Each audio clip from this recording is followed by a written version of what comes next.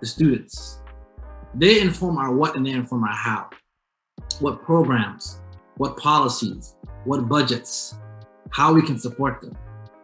They also inform our how to improve pedagogy and practices to provide a clear path to success on their expedition of excellence.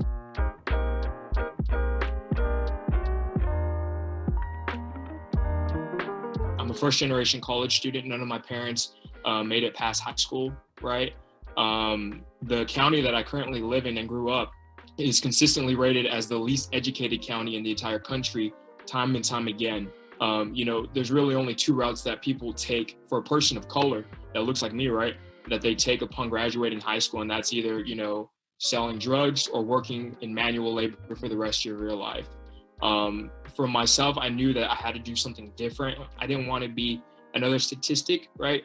And, being a person of color, I already understood that there was a lot of obstacles and barriers that I had to break. When I was going to K through 12 schools, I know that I was discriminated on by a lot of different staff members just because of the way that I looked. The schools I went to were very underfunded because of the neighborhoods that I was located in, which made it harder for me to receive adequate education. I ended up dropping out of high school due to the discrimination and the lack of support and being credit deficient. Initially with my transfer journey, I was honestly directionless.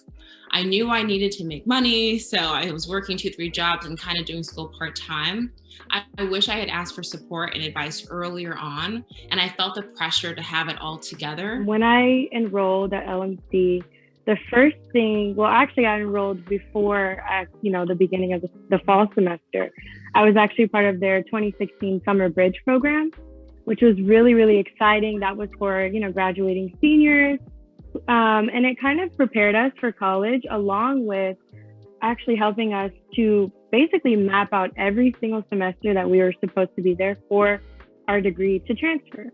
And so in being a part of that program, it really helped to catapult me and also to lay out everything so I knew which semester I would be done at, along with giving me a really good roadmap of where I'm going, how long it should take, and opening up those doors to the resources that they have at LMC. But I definitely felt sort of isolated. And I think one way that I dealt with that is by being involved in student groups, such as the Black Student Union, the Muslim Student Association, which I was a part of.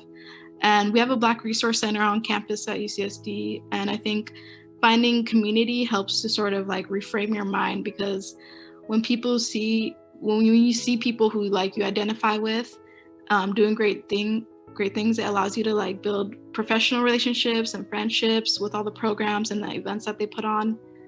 And I feel like that really allowed me to realize that I deserve to be at this institution just as much as any of these privileged people who are there.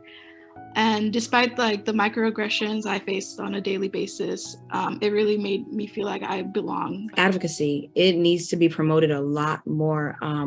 If you're a faculty, if you're a teacher, do not just let your students just be out here. Put them in programs. Let them know they need to be under an umbrella. I was discussing with another student. I can't imagine just being a student going to college and just going home. Who would I be without a Moja? Success to me is also a step past stability. We often find our Black individuals put into careers, but they are neglected or overworked. And that is not being successful. You should be allowed to enjoy your work and its benefits that it will provide you with. Success can be more than just making a lot of money or finding a job right away. You can go back and help your community. We are here to ignite the fire of transformative change, to improve our conditions, and you all here are torchbearers in that process. So let's light this up and become the beacons of hope and change for our students throughout their educational journey. The institution will be better if we can help Black students. I think we need to just dismantle the entire system, unapologetically going in there Black, saying, where is the representation for African American? Where is the money? We talk about equity. We've been talking about equity since 2014. The reality of the situation is we need to understand that institutions have to participate. Presidents, VPs. It's really important for administration to really pay attention to us, especially at PWIs, where they're not understanding what we're going through, nor are they willing to listen. So they kind of expect this change to happen without them doing their part of the work. Black students, you all aren't the reason for the tax, for the exhaustion. Actually, y'all are the reason I keep doing it. It's the students that keep me motivated. When I pop into my classroom and I see, my students eager to learn, eager to get information, that I can support them in ways, that is what keeps me doing the work. In 2021 and to the future, we need to walk into these committees, even in senior leadership meetings, and let them know, I need to know what you're doing, action step, plan by plan, strategic plans for African American students. You can't go hashtag Black Lives Matter, Black Student Success, the Black Hour, if you leave today and don't do something.